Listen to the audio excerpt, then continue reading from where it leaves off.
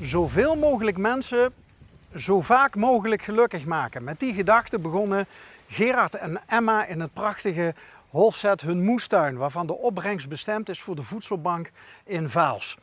Welkom bij Aarde en Aandacht.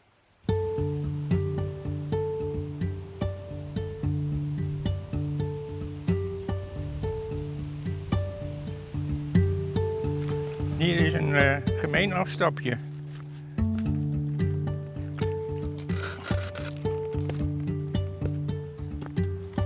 Het was voor Gerard een grote wens om iets terug te doen voor het feit dat hij een paar jaar geleden ziek werd en de medische wetenschap hem genezen heeft. En hij had zoiets, de jaren die ik dan nog heb, wil ik graag iets terug doen voor de maatschappij. Een van mijn nakomelingen die is klant van de voedselbank geweest. En ja, dan zie je wat zij krijgen.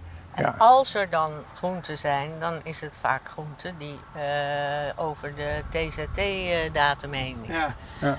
En ja, dan moet het meteen gebruikt worden, terwijl je voor een week krijgt.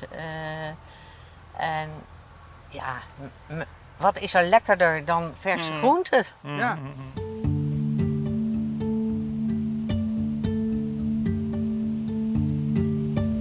We hebben dit jaar gewoon late spersiebonen. Het is niet zoals andere jaren dat we Ja, echt nee. Emmers vol hebben we emmers geplukt. vol geplukt hebben. Hey, nu is dit het derde jaar dat jullie oogsten Ja, voor de voedselbank. ja. Hoe wordt er gereageerd op de verse spullen? Nou ja, op het ogenblik zijn die helemaal beschermd, hun privacy. Dus wij zien ze ook niet meer persoonlijk.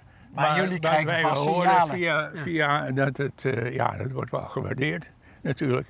En als ze hier zijn, dan kunnen ze ook, behalve meedoen, ook een extra maaltje meekrijgen voor wat wordt.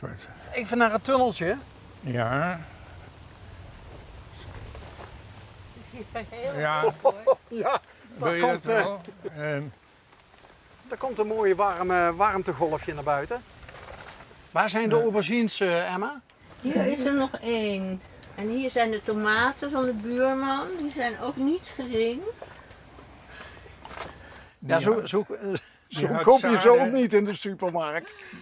Is de missie geslaagd na 3 jaar oogsten?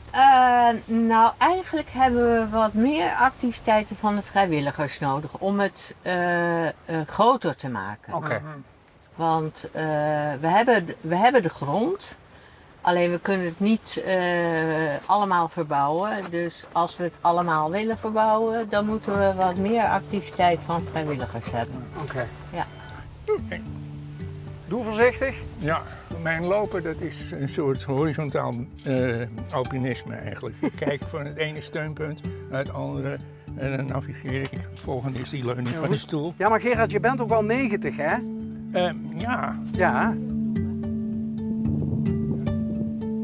waar ik me zorgen over maak is over mezelf. Of ik zo lang fit blijf om dit te doen.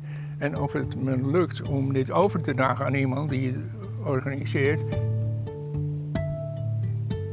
Hier staan dus de bloemen, die komen uit gewoon zakjes met zaad. En daar maak ik dan boeketten van voor de voedselbank. Wij hadden het plan om 2 bosjes bloemen te geven. Want nog leuker dan een bosje bloemen krijgen is iemand een bosje bloemen kunnen geven.